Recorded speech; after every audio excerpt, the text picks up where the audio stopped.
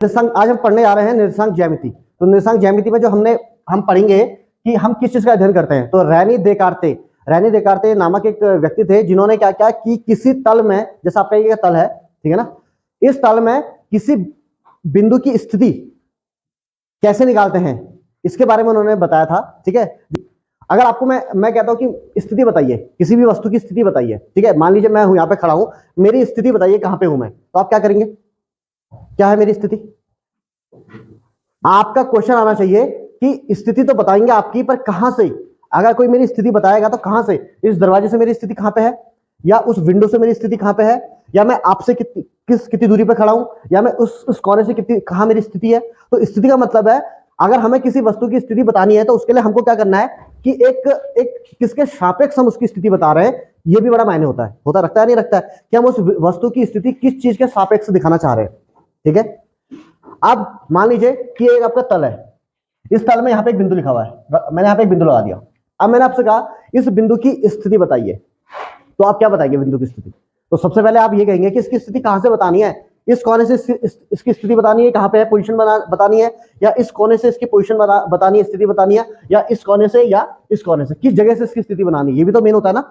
तो अगर आपको कभी भी किसी वस्तु की स्थिति बतानी होती है तो उसके लिए हमें जरूरी होता है कि किस चीज के सापेक्ष, किस चीज से हम उसकी स्थिति बता रहे हैं, ये भी बड़ा मेन होता है। ठीक, तो उसके लिए करते थे, उन्होंने क्या किया था कि किसी समतल में किसी बिंदु की स्थिति दो एक्सेस से, एक एक्स एक्स और वाई एक्स, उन्होंने कहा था कि आपको एक समतल में दो एक्स खींचनी पड़ेंगी। मान लीजिए आपकी ये एक्स एक्स है, ठीक है ना, और ये आपकी क्या है, वाई एक्स है। तो इन दोनों एक्सेस से इस बिंदु की दूरी कैसे निकालते हैं, इसकी विधि बताई थी उन्होंने। ठीक है, उसको हम क्या बोलते हैं, कार्तीय पद्धति। ठीक है, और इस निर्देशांक ज्यामिति का जो दूसरा नाम है, ये कोऑर्डिनेट ज्योमेट्री में हम इसे बोलते हैं कोऑर्डिनेट ज्योमेट्री, और इसको क्या बोला जाता है, इसको हम विश्लेषण ज्यामिति भी बोलते हैं और कार्तीय ज्यामिति भी बोला जाता है। इसका जो नाम रैने देकार्ते थे, वे निर्देशांक ज्यामिति के जन्मदाता भी माने जाते हैं। तो उन्होंने जो कहा था कि एक्स एक्स को उन्होंने बताया था कि ये एक्स एक्स है, तो इसको हम बोलते हैं एक्स एक्स, जो आपका हॉरिजॉन्टल होता है, हॉरिजॉन्टल। तो हॉरिजॉन्टल वाली लाइन को उन्होंने एक्स एक्स नाम दिया था, और ये कहा था, और जो ये वर्टिकल वाली लाइन होती है इसको उन्होंने बोला था वाई एक्स। ठीक है, ये पहले उन्होंने यहाँ पे इनके नाम दिए थे। उसके बाद उन्होंने कहा था कि जो इन एक्स एक्स और जो वाई एक्स है, इनका जो मीटिंग पॉइंट है, कटान बिंदु है, इसको उन्होंने बोला था मूल बिंदु।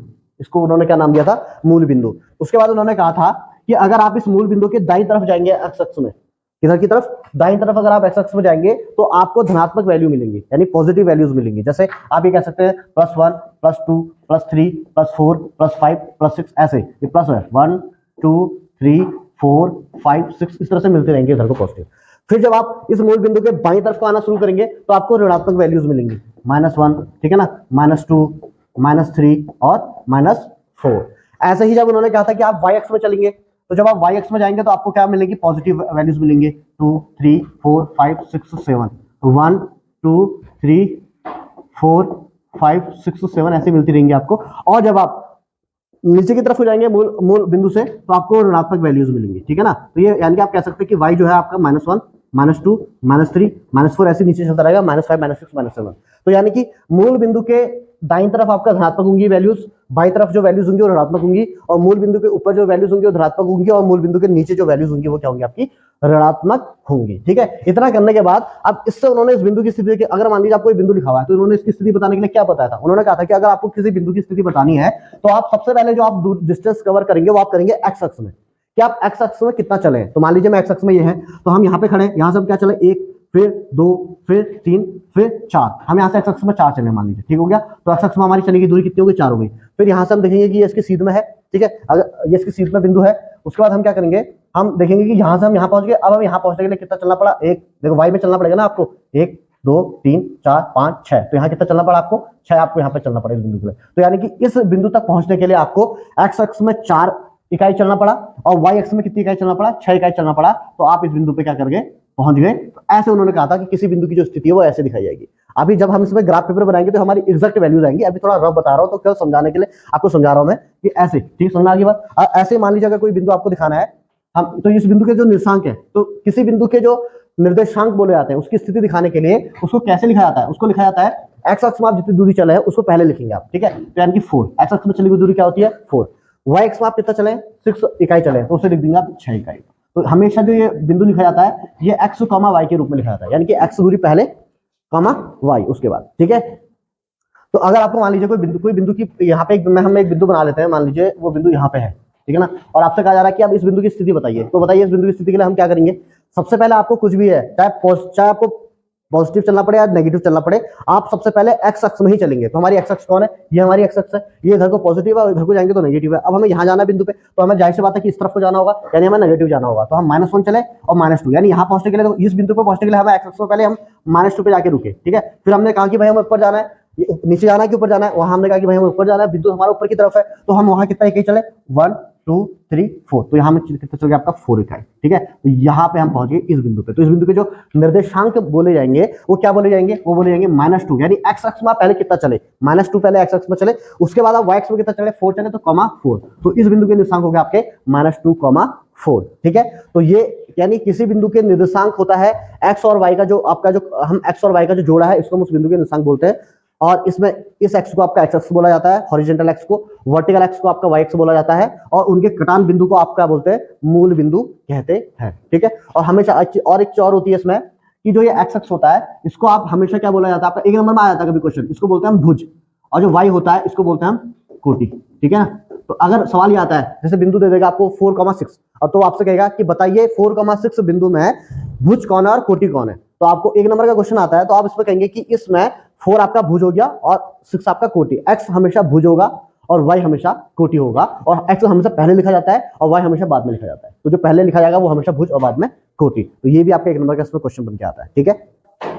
तो देखिए अब हम इसको समझने के लिए थोड़ा हम ग्राफ का यूज करते हैं। ग्राफ पेपर आपको दिख रहा होगा, तो इसमें देखिए यहाँ पे क्या हुआ है कि एक एक इक्वल में खाने बने हुए हैं, तो इसमें हम इधर को +1, इधर को +1 +2 +3 चलेंगे, इधर को -1 -2 -3 चलेंगे, ऊपर को +1 +2 और नीचे को -1 -2 चलेंगे, ठीक है। एक्स एक्स वाई एक्स आपको मैंने बता दिया, ये मूल बिंदु होगा, ये आपको पता हो गया है, ठीक है। इसके बाद हमें इसमें क्या ज्यादा भुज और कोटि का इसमें हम बता चुके हैं आपको, ठीक है। इसी भी इसको हम बोलते हैं कार्तीय तल, ये क्या हुआ आपका कार्तीय तल।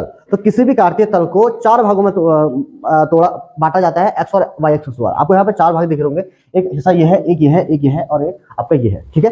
तो इसको जो नाम दिया जाता है, इसको उनको बोला जाता है चतुर्थांश, क्योंकि 4 हिस्से होते हैं तो चतुर्थांश बोलते हैं, तो इसलिए इसको हम चतुर्थांश कहते हैं। हमारे पास 4 चतुर्थांश है आपके। इस चतुर्थांश में इसको हमेशा बोला जाता है आपका फर्स्ट चतुर्थांश, ठीक है। इस वाले को बोला जाता है आपका हमेशा सेकेंड, और इसको बोला जाता है आपका थर्ड, और ये आपका होता है चतुर्थांश फोर्थ। इस चीज को आपको हमेशा याद रखना है, क्योंकि अक्सर होता क्या है कि हम इसे जब लिखते हैं तो हमारा जो कॉमन सी बात है कि नेचुरल जो एंगल होता है वो ये होता है कि फर्स्ट सेकंड थर्ड फोर्थ, ऐसा हम बोल देते हैं, ठीक है ना। पर हमको ये फर्स्ट नहीं है, हमारा जो फर्स्ट जो चतुर्थांश होता है वो इधर से शुरू होता है, तो फर्स्ट सेकंड थर्ड और फोर्थ। आप ये समझते हैं, आप ये ऐसे याद रख सकते हैं कि एंटी क्लॉकवाइज, यानी घड़ी की विपरीत दिशा में आपको ये चतुर्थांश होते हैं। घड़ी जैसे ऐसे इधर को चलती है तो आपने ऐसे चलना है, 1 2 3 और 4 ऐसे करके, तो घड़ी की विपरीत दिशा में आप इन चतुर्थांश को याद रखें। अब क्या चीज है, अच्छा चतुर्थांश आपको पता चल गए। अच्छा अब एक चीज और आपको ये पता चल सकती है, आपको ये दिखेगा कि अगर हम एक्स में इधर को चले ना दूरी, तो जो फर्स्ट आपका जो चतुर्थांश है, ठीक है ना, फर्स्ट चतुर्थांश में हमेशा एक्स की वैल्यू भी पॉजिटिव होगी और वाई की वैल्यू भी हमेशा पॉजिटिव होगी, ठीक है। कैसे, ये देखिए, आप जब भी मान लीजिए कोई बिंदु इस चतुर्थांश में है, यहाँ पे कहीं पे भी अगर कोई बिंदु है, तो उस बिंदु तक पहुंचने के लिए मुझे मान लीजिए ये बिंदु है, ये बिंदु है, या यहाँ पे ये बिंदु है, ये कोई भी बिंदु है, तो इन बिंदुओं को पहुंचने के लिए मुझे एक्स में पॉजिटिव चलना पड़ेगा, है ना, धनात्मक, और वाई में भी क्या चलना पड़ेगा, ऊपर पॉजिटिव। तो ये इधर भी पॉजिटिव, इधर भी पॉजिटिव, तो इसकी वैल्यू जो है एक्स भी पॉजिटिव और वाई भी पॉजिटिव, ठीक है। इसी तरह जब आप इस बिंदु पे जाएंगे, अब कितना आएगा वो तो ठीक है, वो तो फिर हम इसमें काउंट कर लेंगे, जैसा अगर हम इसमें कर रहे हैं, इसमें हम आपको काउंट भी करके दिखा देते हैं। तो जैसे आप इस बिंदु पे पहुंचना चाहते हैं तो आपको कितना बड़ा 1 2 3 4 5 इधर चलना पड़ा, 1 2 3 4 5, तो ये आपका 5 प्लस का और 5 प्लस का, तो दोनों प्लस के आ गए आपके, है ना। आपको मान लीजिए इस बिंदु के निर्देशांक चाहिए, इस बिंदु के निर्देशांक चाहिए, तो क्या करा आपने, 1 2 3 4 5 6 7 8 9 10 आप किसमें चले, एक्स में, तो आप क्या लिखेंगे, प्लस का 10। फिर आप 1 2 3 4 5 6 7 आप किसमें चले, वाई में, प्लस का, तो प्लस का वाई। तो आप देखेंगे कि जो कोई भी बिंदु यहाँ है, इस वाले चतुर्थांश में कोई भी बिंदु पड़ रहा है और हम उसका अगर निशान निकाल लें तो उसका एक्स भी प्लस आएगा और वाई भी क्या आएगा आपका, प्लस आएगा। तो इसलिए हम ये कहते हैं कि प्रथम जो चतुर्थांश होता है, इसमें जो होता है ना, एक्स और वाई, ये दोनों क्या होते हैं, पॉजिटिव होते हैं। आप ऐसे याद रखते हैं, ठीक है। अब चित्र में भी दिख रहा है आपको पॉजिटिव और पॉजिटिव। अब देखिए जो सेकंड आपका चतुर्थांश है, सेकंड चतुर्थांश में क्या होता है आपका, अब आपको मान लीजिए कोई बिंदु आपका इस तरफ है, यहाँ पे एक बिंदु है, यहाँ पे एक बिंदु है, या यहाँ पे एक बिंदु है, और आपसे कहा जाए कि इनके आप कोऑर्डिनेट निकालें, निशान ज्ञात कीजिए, तो आप क्या करेंगे, आप इस बिंदु तक पहुंचने के लिए आप यहाँ पे खड़े हैं बीच में, आप यहाँ से बाई तरफ को चलेंगे ना, इस तरफ को, और इस तरफ को वैल्यू क्या होती है, एक्स नेगेटिव होती है, ये -1 -2 -3 -4 है, इधर नेगेटिव है, तो जब आप इधर को चलेंगे तो -1 -2 -3 और -4 आप चलना पड़ा इधर पे, ठीक है। -4 जब आप चलेंगे तो यहाँ तो x में आप चले -4, ठीक है, फिर कॉमा। अब y में कितना चला आप बताइए। तो y में जब आप जाएंगे यहाँ पे पहुंचने के लिए आपको y में प्लस में चलना पड़ेगा ना, क्योंकि y ऊपर को जाएंगे तो प्लस माना जाएगा। तो y में आप ऊपर को प्लस में चले, कितना 1 2 3 4 5, तो ये प्लस का 5 ऐसे। तो जब इस बिंदु पे आपने पहुंचना है तो आप क्या करेंगे, देखो माइनस में चलेंगे अपना, इधर को माइनस में, -1 -2 -3 -4 -5 -6 -7, तो -7 और यहाँ -8, तो -8 आप यहाँ चले तो यहाँ आएगा आपका -8। फिर आपको कहा जाना है, y में चलना है और ऊपर ऊपर की तरफ चलना है। तो ऊपर y क्या होता है, पॉजिटिव होता है। तो कितना 1 2 3 4 5 6, तो प्लस का 6, तो इस बिंदु के साथ। तो आप एक चीज देखेंगे, इस वाले चतुर्थांश में आप कोई भी बिंदु बना लीजिए, यहाँ पे यहाँ पे यहाँ पे यहाँ पे यहाँ पे किसी भी बिंदु का निर्देशांक बनाइए, वो हमेशा x में नेगेटिव चलेगा, माइनस चलेगा, और y में हमेशा क्या चलेगा, पॉजिटिव चलेगा। तो इसलिए जो सेकंड वाला जो कोऑर्डिनेट निर्देशांक, सेकंड वाला जो आपका चतुर्थांश होता है, उसमें क्या होता है, हमेशा जो उसके x की वैल्यू हमेशा नेगेटिव होती है और कॉमा y हमेशा पॉजिटिव होता है, ठीक है। तो माइनस कॉमा y करके हम प्लस करके हम यहाँ लिख देते हैं, ताकि इस वाले जो भी बिंदु है जिसका पहला x कोऑर्डिनेट माइनस का है और y कोऑर्डिनेट प्लस का है, यानी कि वो बिंदु हमेशा सेकंड चतुर्थांश में ही पड़ेगा, ठीक। ऐसे ही अब जब आप थर्ड वाले में देखेंगे, ठीक है, अब मान लीजिए कोई बिंदु मैं बना देता हूँ, यहाँ पे आपका कोई बिंदु बनाता हूँ, कहता हूँ कि बताइए इसके निर्देशांक क्या है। तो बताइए आप यहाँ पहुंचने के लिए क्या करेंगे। अब यहाँ पहुंचने के लिए आप यहाँ खड़े हैं, तो पहले आप x में चलेंगे, फिर y में, हमेशा x में पहले चला जाता है, फिर y में चला जाता है। तो -1 -2 -3 -4 -5 -6 -7 -7 आप चले, कॉमा। इसके बाद आपको y में चलना है, तो y में ऊपर जाना है कि नीचे, नीचे जाना है, और नीचे क्या है आपका ऋणात्मक है, माइनस में होती है वैल्यू नीचे। तो -1 -2 अब कितना चले, यहाँ से -1 -2 -3 -4 -5 -6 -7, तो यहाँ भी क्या चला, -7। तो आप देखेंगे कि इस वाले चतुर्थांश में आप कोई भी बिंदु बनाइए, कहीं पे भी कोई बिंदु बनाइए, और उसके आप निर्देशांक अगर आप निकालेंगे तो उसमें x भी माइनस आएगा और y भी क्या आएगा, आपका माइनस आएगा, ठीक है। हम कह सकते हैं कि जो तीसरा वाला चतुर्थांश होता है, इसमें जो वैल्यूज होती है, x भी माइनस की आएगी हमेशा, और कॉमा y भी हमेशा क्या आएगा, आपका माइनस का आएगा। क्लियर हो गया। ऐसे फिर जब आप चौथे वाले चतुर्थांश में जाएंगे, तो इसमें अगर आप कोई भी बिंदु देखिए, यहाँ पे अगर मान लीजिए कोई बिंदु है, इस बिंदु के मुझे निर्देशांक बताने हैं, तो इसमें क्या करना पड़ेगा, सबसे पहले कहाँ देखना पड़ता है, आप यहाँ पे खड़े, तो आप यहाँ पहुंचने के लिए आप सबसे पहले इधर तो जाएंगे नहीं, आप x में जाएंगे, प्लस की तरफ जाएंगे, तो आप x में गए प्लस की तरफ, +1 +2 +3 +4 +5 +6, तो यहाँ आप गए +6, पहले कहाँ गए आप, x में। उसके बाद आप यहाँ पहुंच गए आप, अब यहाँ के बाद आप कहाँ जाएंगे, नीचे की तरफ को, y में जाएंगे अब नीचे की तरफ को, यानी माइनस वैल्यू, -1 -2 -3 -4, तो +6 -4, +6 -4। तो ये ऐसे ही इस वाले चतुर्थांश में जितने भी बिंदु होंगे, यहाँ पे यहाँ पे यहाँ पे यहाँ पे कहीं पे भी कोई बिंदु होंगे, तो उनके निर्देशांक हमेशा प्लस, और x में प्लस और y में माइनस होगा। तो आप बना के देख लीजिए कोई भी बिंदु, तो हमेशा जो हम कह सकते हैं यहाँ पे जो चौथा वाला निर्देशांक होता है, इसमें जो वैल्यू होती है वो प्लस कॉमा माइनस, यानी x ऑलवेज प्लस होगा और y ऑलवेज क्या होगा, आपका माइनस होगा, ठीक है। तो ये भी आपको याद हो गया, क्योंकि एक नंबर में इससे भी सवाल बन के आता है कि आपको आपसे कोई बिंदु देगा, आपको कहेगा बताइए कौन से चतुर्थांश में है। तो आपको अगर आपको दिखता है कि उसकी दोनों संख्या प्लस है, तो प्रथम चतुर्थांश में है। अगर उसकी x वाला प्लस और y वाला माइनस में है, तो यानी वो चतुर्थ में है। अगर दोनों माइनस के, x भी -2 और -5 है, आपसे पूछा जाए -2 और -5 किस चतुर्थांश में है, तो आप कहेंगे भाई x भी माइनस और y भी माइनस है, तो यानी कौन से वाले चतुर्थांश में, तीसरे चतुर्थांश में। आपको बिना ड्रॉ करे, मतलब इतनी मेहनत नहीं करनी पड़ेगी आपको कि पहले आप x खींचेंगे, फिर y खींचेंगे, फिर बिंदु को दिखाएंगे, मतलब बिना बिंदु को कार्तीय तल में बिना बिंदु को प्रदर्शित करे आप उसकी स्थिति बता सकते हैं कि वो कौन से चतुर्थांश में है, इस मेथड से, ठीक है। अगर आप अब हम इसमें पढ़ेंगे कि ये आपकी x अक्ष होगी और ये आपकी क्या होगी, y अक्ष होगी। हमने एक दो चीजें इसमें और पढ़नी है कि जो हमारा एक नंबर के लिए बड़ा महत्वपूर्ण होता है। इसमें ये पूछा जाता है आपसे कि x अक्ष में अगर कोई बिंदु है तो उसके निर्देशांक क्या होंगे। तो मान लीजिए कोई बिंदु यहाँ ना होके वो बिंदु यहाँ, तो अब ऐसा है कि जैसे अगर ये x अक्ष है, इस एक्स में बिंदु, इस एक्स में मैं कहीं पे भी कोई बिंदु बनाता हूँ, ये बिंदु, इस बिंदु की बात करें, इस बिंदु की या इस तरफ, हमें जितने भी हमें बिंदु दिख रहे हैं ना, ये अगर मैं इन बिंदुओं के निर्देशांक लिखने लगूं, तो हमेशा जो निर्देशांक आएंगे, जैसे यहाँ पे है, तो ये क्या है 1,0। देखो आप x में 1 चले, y में ना ऊपर चले ना नीचे चले, तो 0 हो गया। मान लीजिए आप इस बिंदु के निर्देशांक कह रहे हैं, तो इस बिंदु के निर्देशांक क्या होंगे, 1 2 3 4 5, तो x में 5 चले, y में 0। ऐसे जब इस बिंदु पे गए आप 6 7 8, x पे 8 और y में 0। ऐसे आप इस बिंदु के निर्देशांक अगर आप पूछेंगे तो क्या होंगे, -1 -2 -3 -4 -5 -6 और सॉरी हाँ 0, ठीक है। ऐसे अगर आप इस बिंदु के कहेंगे तो -6 ही हो गया था, -7 -8 -9 और 0, ऐसे तो निकलेंगे इसमें सब।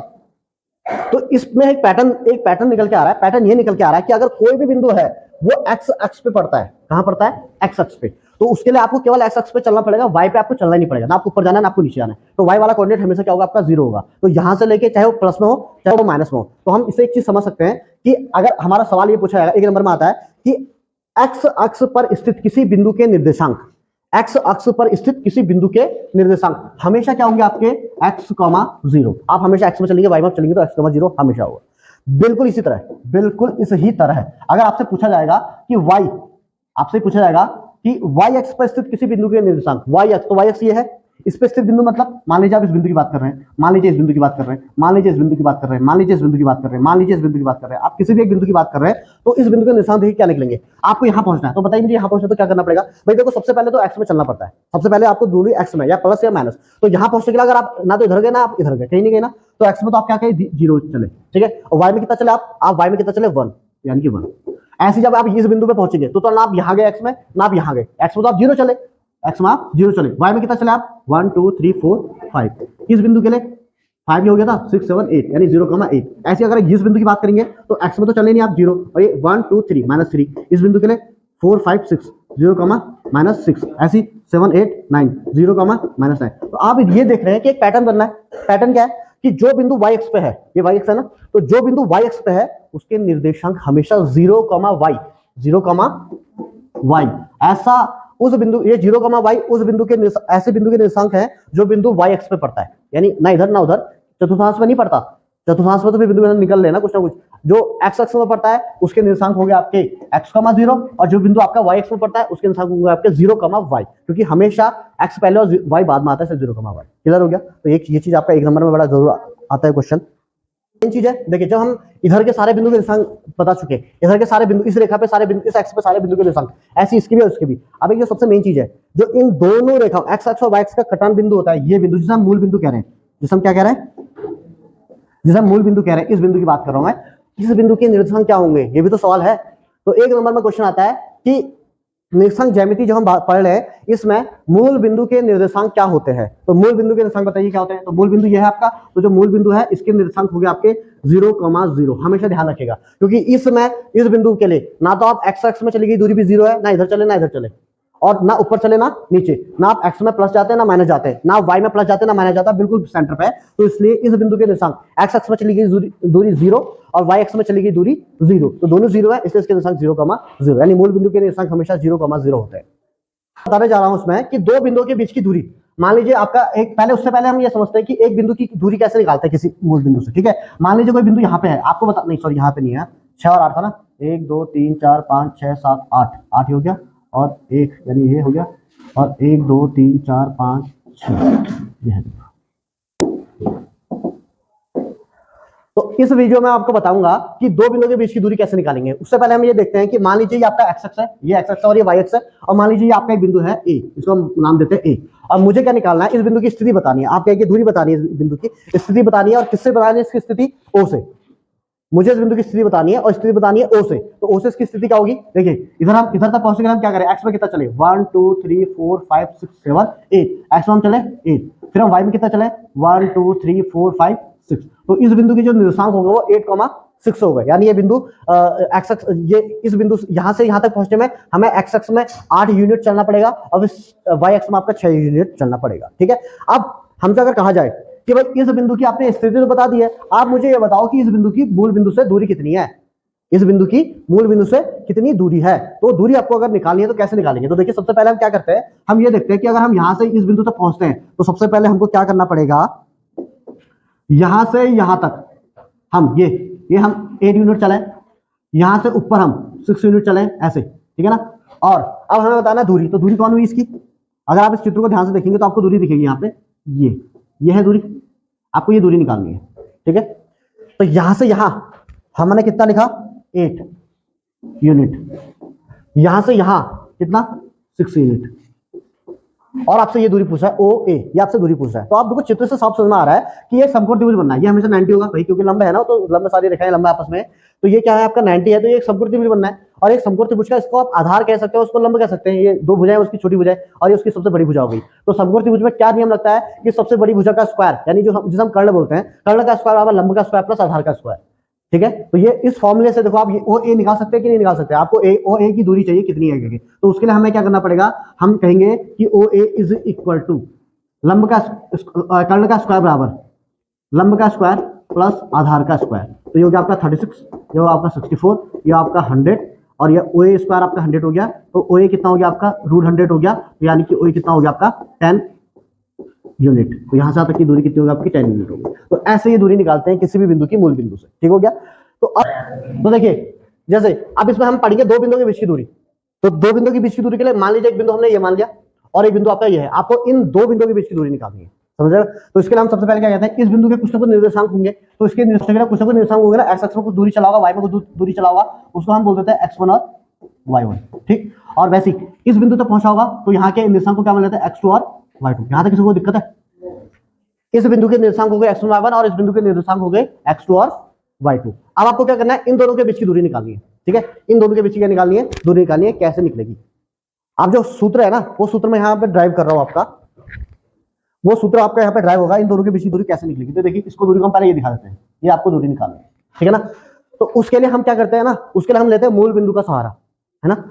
और यही चीज लगेगी समकोण त्रिभुज वाला आपका जो कॉन्सेप्ट है, ये लगना है, इसके सहारे लगना है। कैसे लगना है, देखिए आप जब पहले मैं यहाँ पहुंचा ना, जब मैं यहाँ पहुंचा तो बिंदु इसके निशान क्या होंगे बताइए, यहाँ से यहाँ तक की डिस्टेंस कितनी है पूरी, ये कितनी होगी, x2 होगी या नहीं होगी?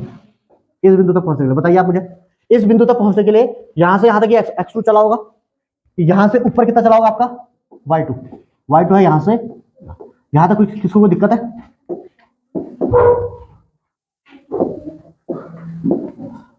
यहां से यहां ये हो गया आपका y2 और यहां से यहां ये हो गया आपका x2, ठीक है। अच्छा अब देखिए आप, जब हम क्या करेंगे, इस बिंदु की बात करते हैं x1 और y1 की, हमको यहां पहुंचना है, तो हम यहां पहुंचने के लिए क्या करेंगे, देखिए यहां से हम कितना चले x1 चले ना, x1, फिर यहां से हम ऊपर चले, ये कितना चले हम y1, ये y1 होगी नहीं होगी, ठीक। तो ये हो गया आपका x1,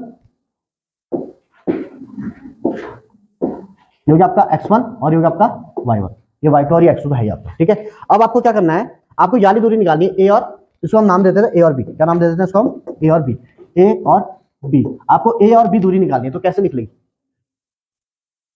अब देखिए, अब इसके लिए हमें कंस्ट्रक्शन करना पड़ेगा। हम कंस्ट्रक्शन पहले तो इतना समझिए आप, यहाँ पे हमने a और b था, मैंने a के दिशा x1 y1 थे, तो यहाँ से यहाँ तक की दूरी x1 होगी और यहाँ से यहाँ तक की दूरी y1 होगी। यहाँ तक मुझे लगता है कि इसको कोई डाउट नहीं होगा।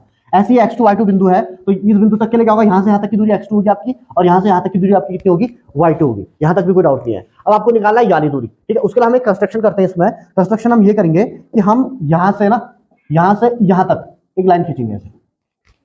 ये जो लाइन होगी ये इस रेखा के समांतर होगी। कैसे होगी?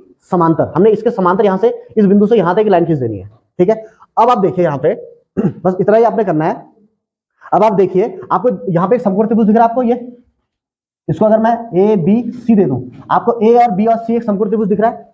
इस ए बी सी समकोण त्रिभुज में ये कर्ण है, ये आधार और ये लंब है, और मुझे चाहिए ए बी दूरी। मुझे क्या चाहिए? A B. तो ए बी दूरी कैसे निकलेगी? कर्ण का स्क्वायर बराबर लंब का स्क्वायर प्लस आधार का स्क्वायर, ये मैं यहाँ पे यूज करूंगा, ठीक है। पर उसके लिए मुझे क्या पता होना चाहिए? आपको आपका कर्ण लंबा आधार पता होना चाहिए। मुझे ए बी निकालनी है, पर मुझे ए सी पता होना चाहिए और मुझे क्या पता होना चाहिए? बी सी पता होना चाहिए, ठीक है। तो अगर मैं बात करता हूँ त्रिभुज, मैं बात कर रहा हूँ त्रिभुज एबीसी में, तो त्रिभुज एबीसी में क्या होगा? ए बी का स्क्वायर बराबर ए सी का स्क्वायर प्लस बी सी का स्क्वायर। यहां तक किसी को डाउट है? ये पाइथागोरस फॉर्मूला लग गई आपकी, कर्ण का स्क्वायर बराबर आधार का स्क्वायर प्लस लंब का स्क्वायर, लग गया। अब बात ये है यहाँ पे कि ए बी तो हमें निकालना है ना। मुझे कहीं से मिल जाए कि ए सी कितना है और बी सी कितना है, तो मैं क्या बोलते हैं, ये ए बी की दूरी निकाल लूंगा। अब बात है कि ए सी और ए बी निकालने के लिए हम ढूंढते हैं यहाँ पे क्या है। अब देखो ए सी कितना है। अब मुझे ये बताइए कि 0 से लेके यहां तक यानी सी तक ये दूरी कितनी है? x2 है। और यहां से यहां तक की दूरी कितनी है? x1 है। अगर मैं x2 में से x1 दूरी को घटा दूं तो मेरी याली दूरी आती है कि नहीं आती है? समझ रहे? ये पूरी दूरी आपकी x2 है, ये पूरा x2 है, उसमें से अगर आपको x1 घटा दूं तो ये जो दूरी बनेगी, ये क्या बनेगी? x2 माइनस x1 बनेगी या नहीं बनेगी? यहां से लेके यहां तक होगी भाई। इस पूरे में से इतना घटा दो तो ये तो बचा x2 माइनस x1।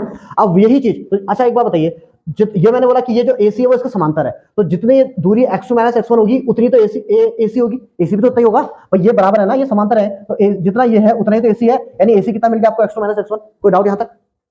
ठीक। इसके बाद अब हम करते हैं याली दूरी, हमें BC चाहिए। तो अब एक बार BC पे आ गया। जब आप BC पे आए तो आपने क्या देखा कि यहां से यहां तक, यहां से की दूरी कितनी है? ये y2 है कि नहीं है? पूरा y2 है, क्योंकि इस बिंदु के कोऑर्डिनेट कितने हैं? x2 और y2 है, तो x2 तो यहां तक हो गया, y2 यहां तक y2 हो गया, ठीक है। और यहां तक, यहां से यहां तक कितना आपका y1 है कि नहीं है? देखिए ये x1 इधर है और y1 इधर है। अच्छा एक बात बताऊं मुझे कि ये समांतर खींची ना मैंने, अगर ये y1 है हिस्सा, तो ये हिस्सा भी कितना होगा? y1 ही होगा। जैसे ये हिस्सा जितना उतना हिस्सा ये, तो ये हिस्सा अगर y1 है तो ये हिस्सा भी कितना होगा तुम्हारा? y1 ही होगा। तो मैं इसको लिख सकता हूं यहाँ पे y1, मैं यहां से यहां तक इसको क्या लिख सकता हूं? y1 लिख सकता हूं। क्यों लिख सकता हूं? क्योंकि यहाँ y1 है तो यहाँ भी y1 होगा। अब आपको क्या चाहिए, BC चाहिए आपको, तो सोचो BC कैसा आएगा, ये पूरा आपका Y2 है, पूरे Y2 में से आपने Y1 घटा दिया, देखो Y2 है, Y2 में से आपने Y1 घटा दिया, तो ये तो बचा Y2 माइनस Y1, है ना। तो यानी कि ये दूरी कितनी बची आपकी, Y2 माइनस Y1, यहां से लेके यहां तक की। यहां तक कोई डाउट है? अब आपको AC भी मिल गया, आपको BC मिल गया, आपने यहाँ वैल्यू रख देनी है, ठीक है। तो वैल्यू रखोगे आप, क्या होगा, देखो AC कितना है आपका, AC है आपका x2 माइनस x1 का होल स्क्वायर, ठीक है। और BC कितना है आपका, Y2 माइनस Y1 का होल स्क्वायर, और ये है आपका AB, है ना। अच्छा बताइए, मुझे AB स्क्वायर होना चाहिए, मुझे तो AB चाहिए ना, तो AB कैसे निकलेगा, AB के लिए मैंने आपको क्या बताया, ये यहाँ स्क्वायर है, तो जब ये बराबर के दूसरी तरफ जाएगा तो क्या बन जाएगा, स्क्वायर रूट बन जाएगा, ये पूरा स्क्वायर रूट बन गया, x2 माइनस x1 का whole square plus Y2 minus Y1 का होल स्क्वायर। अब आप अपनी किताब देखिए, किताब में आप फॉर्मूला देखिए, दो बिंदु के बीच की दूरी, A और B दो बिंदु है, A और B दो बिंदु है, और इनके बीच की दूरी जो है उसका फॉर्मूला यही लिखा हुआ है, ठीक है। तो ये आपको रटना नहीं था, इसको मैंने कैसे आता है फॉर्मूला आपको ड्राइव करके दिखा दिया, पर पेपर में आपको इतना जरूरी नहीं है, आप इसका सिर्फ फॉर्मूला याद करके क्वेश्चंस कर सकते हैं। पर आपको अगर आप कोई कहता है भैया ये आपने कैसे निकाला, ये फॉर्मूला कहां से आया, तो कहां से आया उसके लिए मैंने पूरी आपको प्रोसेस बता दी है, ठीक है। तो ये